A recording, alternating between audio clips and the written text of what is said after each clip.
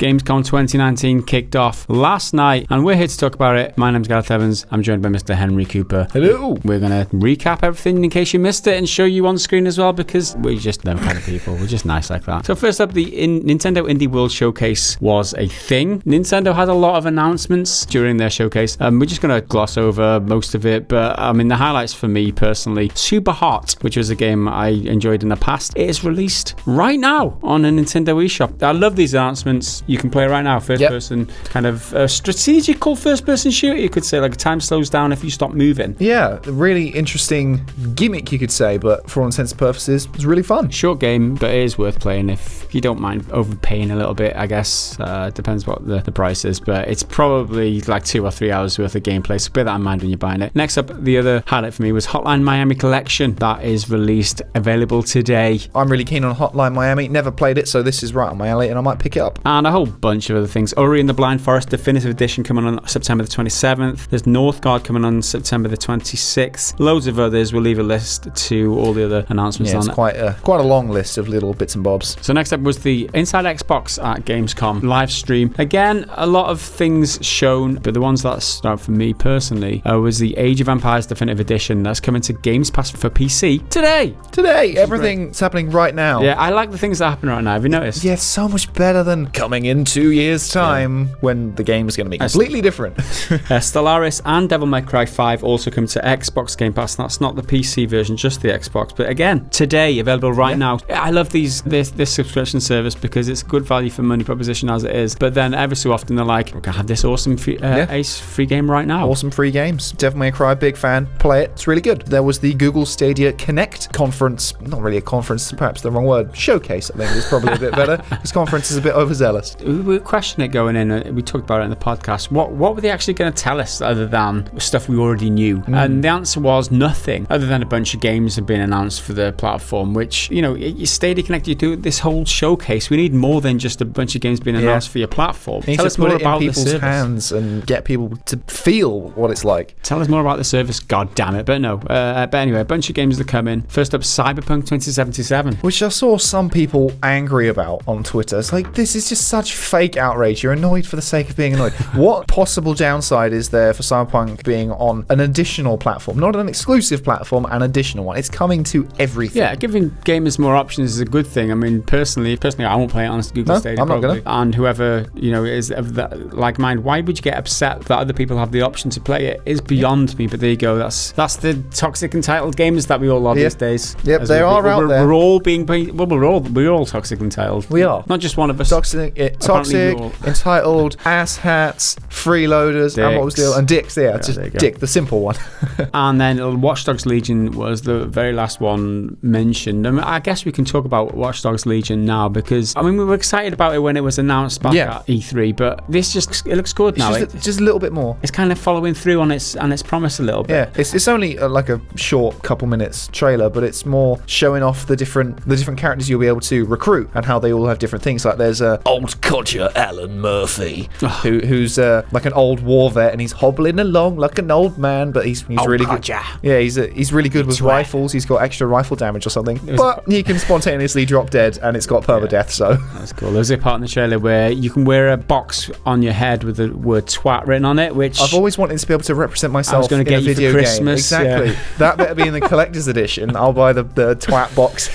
So the part of the trailer that excited me the most was when talking about unlocking your characters, attributing them a class, and then unlocking perks, and then skilling them up and stuff like that. And I can't wait to see how in depth that goes, and building up a diverse set of characters in your team in order to approach the situations the way that you see fit. I like that idea. I like the sandbox element of that, and I like that they're giving you the option to do that gameplay wise. It seems really interesting. Yeah, it seems like the kind of game I'd play several times, because I do one playthrough getting a really good mix of people, loads of different strengths, and then another one where I want an entire team of just old ladies who die randomly just because they have heart failure. Old culture, Alan Murphy. So then after the Google Stadia event, there was the Gamescom opening night live, which is kind of a new thing for Gamescom. Just a live stage with some people coming on and off saying, oh, here's a game, here's the trailer, tell us about it. Okay, moving on, next thing. Yeah, I mean, Jeff Keighley is the host, and he came on at the very beginning and said this is a new thing, and it was up opportunity for him to get all the developers and publishers together for one big showcase. Yeah. And that was the idea. It's just get the whole of the industry together on one stage rather than have their individual things. Yes, and I think having one person like leading it and him being on stage as like the face, as the host, is a really good choice, because that's something I think gets lost in E3 because everyone is kind of doing their own thing at their own times. It gives a bit of stability to it, which I did quite like. But one of the major highlights for me was Gears 5. So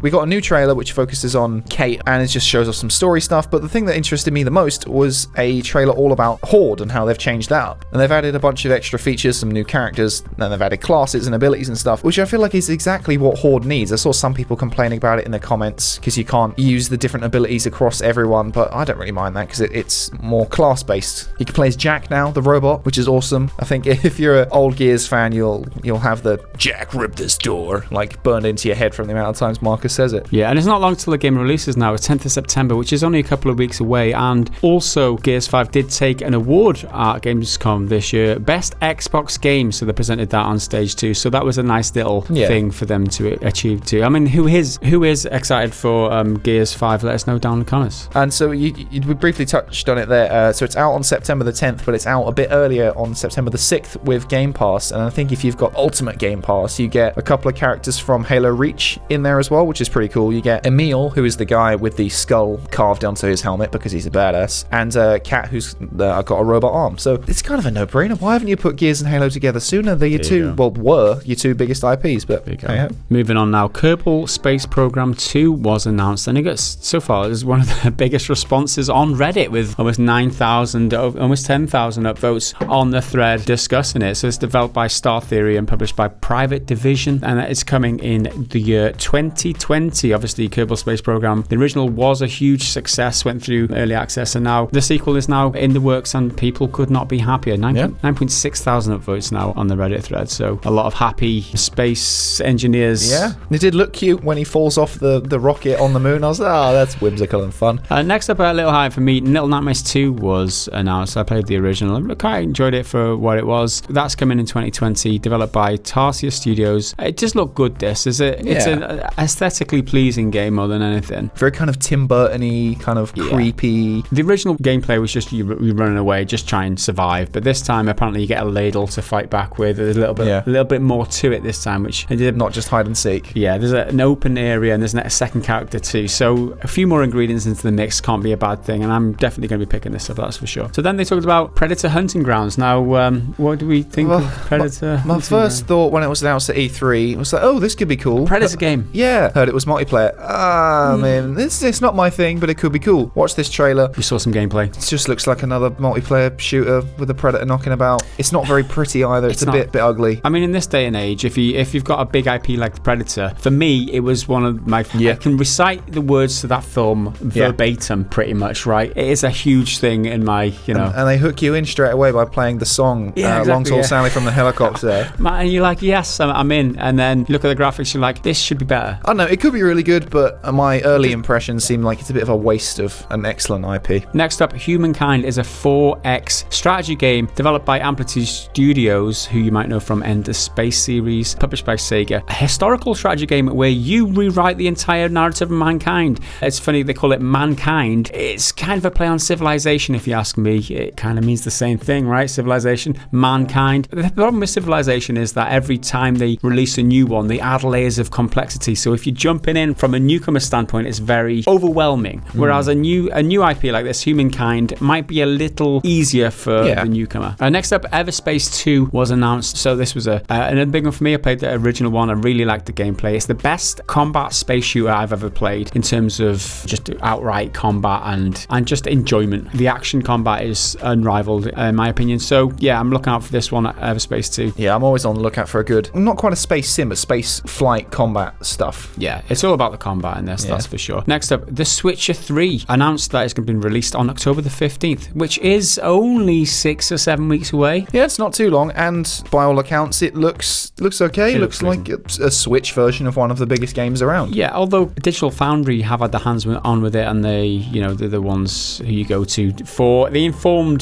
technological breakdown of these types of things, and they've made concessions with, especially with the foliage and stuff like that. But it does run surprisingly well, surprisingly competent. if it's that much of an issue for you that it doesn't look pretty, you're probably not going to be playing it docked anyway on your TV, because you'd put it on your PS4 or your PC or your Xbox or something like that. The Switch, you're getting it for its portability, so you can play it out and about on the train or whatever. So I think that concession, it's understandable, and that's justified. We got news not during the showcase, but it was announced on Twitter that Sony are acquiring Insomniac Games, which is a big news for fans, I guess. I mean, that's a bit of a rubber stamping the whole Spider-Man. Spider-Man PS4 is staying Spider-Man PS4 now. See, it's one of those where I kind of just assumed they were pretty much in bed together anyway, but no, it's official. Sony now owns them. And only in bed, they're getting married. Yeah. Next up was the big highlight, the thing we've all been waiting for. Hideo Kojima is in the building. It's Death Stranding. To a resounding cheer, and the cheering barely stopped anytime anything Death Stranding related happened. And oh my god, you can pee in the game, day one purchase, pre-ordered already. I still think the thumbnail should be Death Stranding taking the piss or something like that. But yeah. This was the news that I was Norman Reedus, your character, you can piss as in the game, and a lot of people are losing their shit. They made sure on stage, Kojima and his translator made it clear that you can't see his penis. If you try and turn the camera, he'll turn with it, so you can't see anything. That's a relief. That is you a will relief. be able to use it as a weapon, apparently, or something, which is a bit odd. Brilliant. But on top of the peeing, which was gameplay, that's the biggest gameplay innovation we saw, because the rest of the gameplay was more just knocking about in the wilderness in Scottish mountains. He craft a big, impressive ladder, right? Which then he left behind. He's meant to be saving the world, and he's leaving around big metal ladders. The environment what are you doing? But one thing that people didn't seem to notice, because it was a bit unclear, but then cheered a bit later, is that Jeff Keighley himself is in the game. Again, it's one of these where it's not his voice, he's not playing the character, it's just his likeness has been captured, like for Nicholas Winding Refn and Guillermo del Toro. But beyond that, there was no other interesting gameplay, and frankly, we bloody need some, otherwise... Yeah. It's all cinematics, isn't it? And it's all exposition. It's like explaining the story of the game. We all got questions, obviously. We don't know what the hell is going on. It's all exposition. It's like, where is the gameplay, Hideo? Apparently, he's coming in Tokyo Game Show. Yeah, he said he was going to leave it for Tokyo Game Show, and everyone started getting tense. Like, oh no, show us the gameplay. And they said, oh no, we'll show it here, because I'm here with my boyfriend, Jeff Keighley.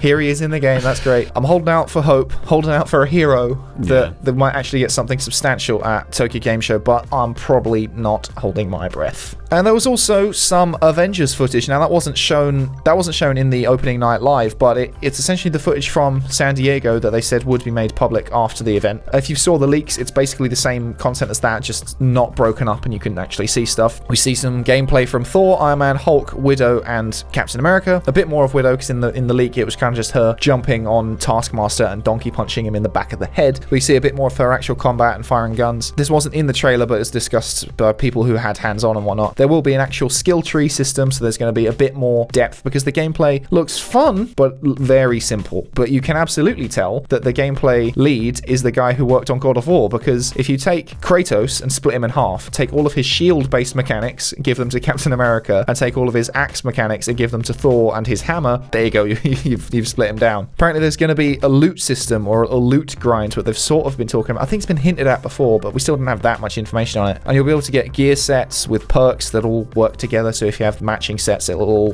give you an extra bonus. All of the gear with gameplay altering effects is unlockable and earnable through actual gameplay. Any cosmetic only stuff will be microtransactions, so it's not as predatory as it certainly could be. But other than that, there's not much else. It's very much prologue footage, and it's very, very linear. Like, you'll see these characters doing a fight, then these characters doing a fight, and it's very much just kill the guys in the area, move on to different characters. So it seems very basic, but I'm hoping for something a bit more complicated further down the line. So there you have our Gamescom 2019 showcase overview. Hope you enjoyed it. There'll be links to everything that we just discussed, as well as links to the live stream, so you can watch for yourself if you're interested, down in the description of this video. So that's it from us for today. We'll be back in a couple of weeks because we're going on holiday. So don't stress out. We'll be back. We're not abandoning the channel or anything like people like to say when YouTubers have a bit of a break. But we'll be back in a couple of weeks' time. Go support the channel over on patreon.com/prettygoodgaming. And until then, bye for now.